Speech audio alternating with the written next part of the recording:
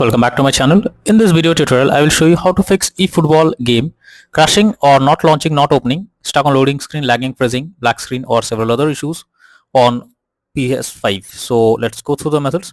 So the very first method is to restart your PlayStation. One of the best way to fix the issue is by restarting the PS5 first. It will resolve temporary bugs or glitches that is leading to such problem. Just open PS5 screen and click on PlayStation button on controller. Then select power button, then select restart PS5. Once you have done this, launch the game and check. Next method is to rebuild database. For that, switch off your PS5. Now hold down power button unless 2 beep sound occur. Now leave power button to enter safe mode. Here connect DualSense controller by USB cable, then select rebuild database. Next method is to switch Wi-Fi frequency. For that, switch first go to settings.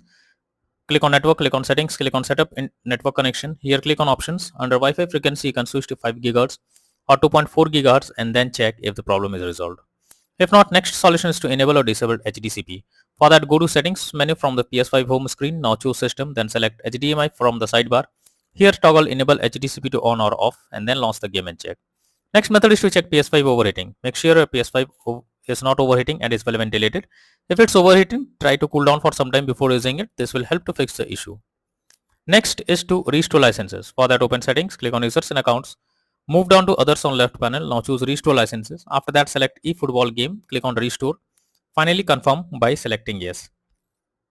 Next method is to change language on console. For that, open PS5 settings. Go to system. Here choose language option in the left sidebar. Select current language. Change the language to English or any other and then check if the issue is resolved. Next is to sign out and sign into PS5. For that, go to settings. Tap on users and accounts. Next, go down and click on other option. After that, click on sign out option. Once done, again log into the PS5 account and then check for the error. Next method is to change DNS settings on PS5. For that, open settings, click on network, click on settings, click on setup internet connection. Here select your network and press on the options button. Then select advanced settings and change DNS settings to manual. Both primary and secondary DNS is mentioned. After that, choose OK to save. It is recommended to go to network, click on connection status, test internet connection to ensure it is working properly. Next is to check for game update. So you should ensure the game is updated and is not outdated. The developers of the game often releases patches to deal with several kinds of bugs or other issues and improve performance. So make sure you check for an update option and after updating the game, launch it and check. Next solution is to check storage space on console. For that, go to PS5 settings and move down to storage. Here you will see console storage and extended storage.